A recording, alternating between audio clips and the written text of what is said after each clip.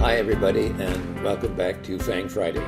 This is Ross Healy, the Chairman for Strategic Analysis Corporation and a Senior Portfolio Manager at McNichol & Associates Asset Management. First off, I continue to monitor the major markets, that is the TSX, the Standard & Poor's, and the NASDAQ closely.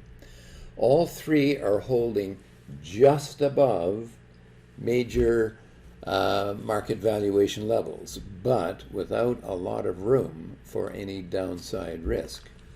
However, with all that stimulus money coming down, this bullish market stance should continue, but I'm watching the markets with what I might call concerned anticipation. And second, of course, before we take a close look at the FANGs, I do want to say thanks to everyone who likes this video and all our subscribers. Okay, turning to the FANGs, let's start off with NVIDIA, which we had had a very recent buy signal on, albeit a trading market buy signal. Okay, and by that I mean a fast hit and a rebound. Now, the stock kind of looks as if it may be curling over again, and when I look back on the long history of NVIDIA, I do have to say, unfortunately, that a one breakpoint correction is usually not enough, and we usually get two or more. So I am quite, I'm watching the stock fairly carefully. We did have a trading buy on it, and I would probably, for the moment, continue to hold, but again, with nervous anticipation. Facebook, well, ever since it fell from its bubble price to its, which is 7.4 times book, to its mid-super growth price, which is 5.5 times book, the stock has been trading there a little bit on the nervous side, but nonetheless trading there, and I said that I would continue to hold that stock in our Phantom FANG portfolio. And of course, my star, if you like, is Alphabet. Alphabet, which came up to its mid-super growth price and has actually broken out.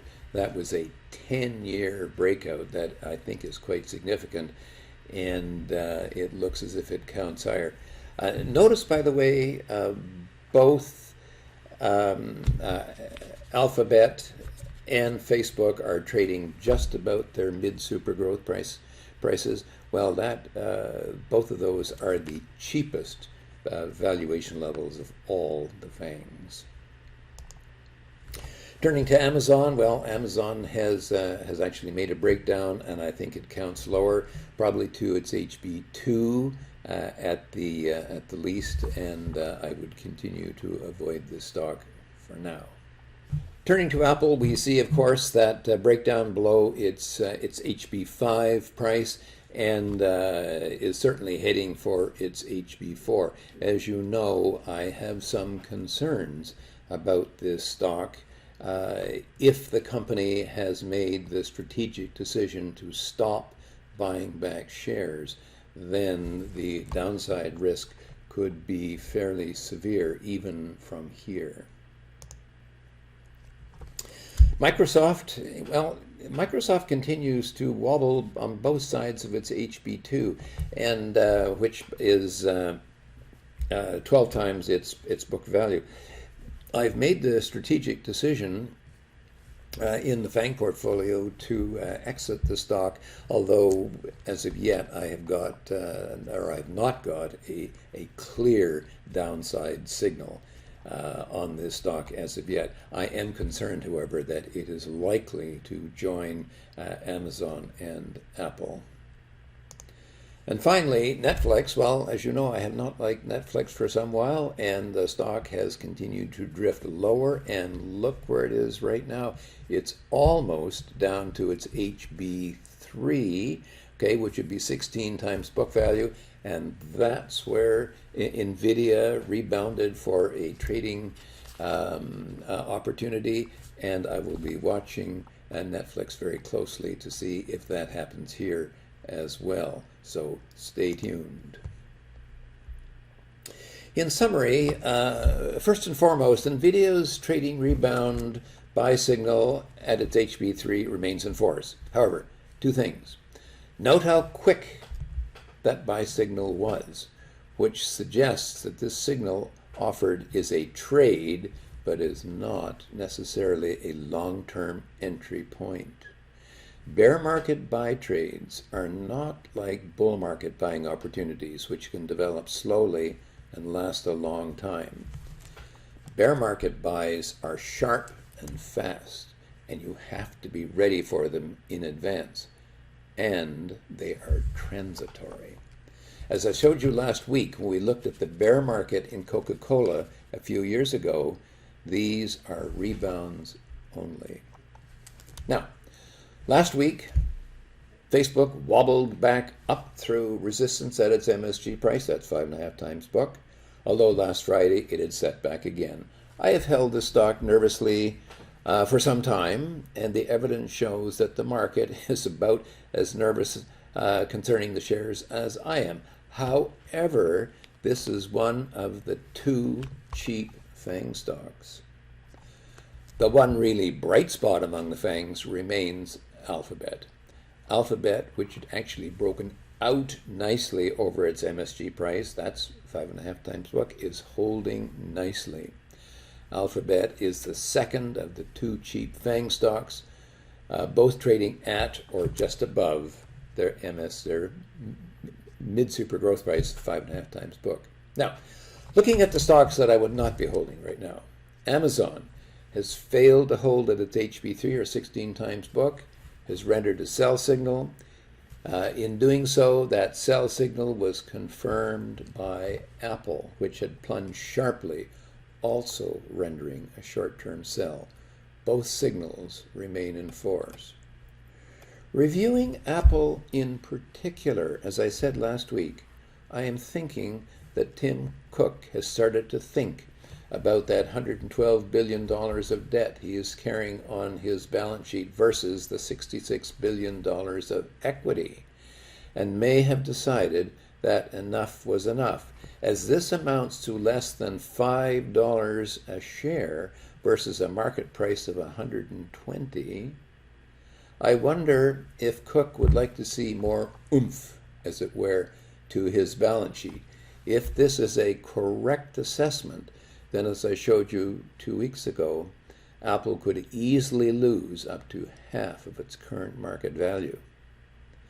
This week, I saw a couple of rebuttals of my concern, so it is clear that the overall market sentiment here is mixed.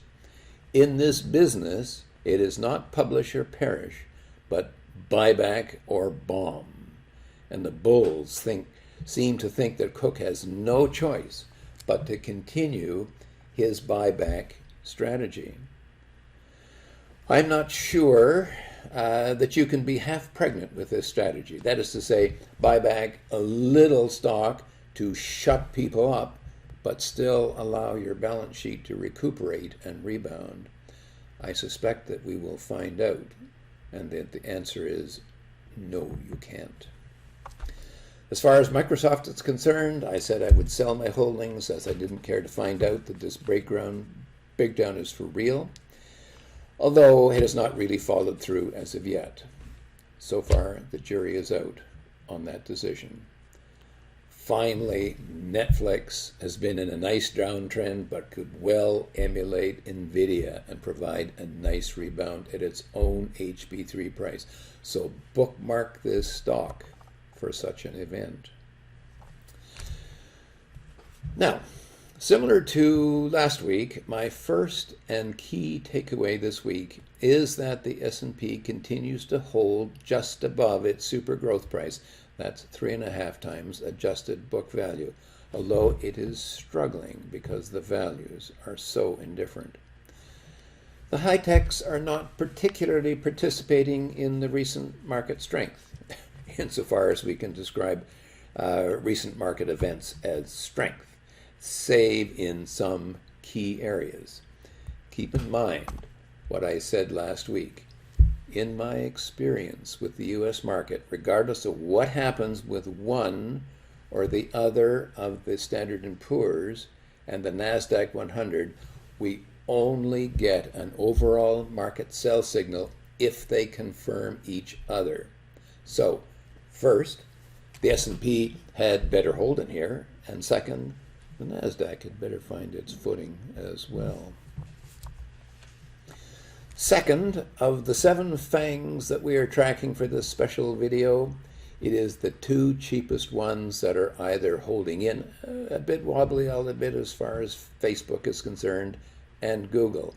In other words, sort of ironically, it is the 2 value stocks among the FANGs which appear to offer the best prospects for investors.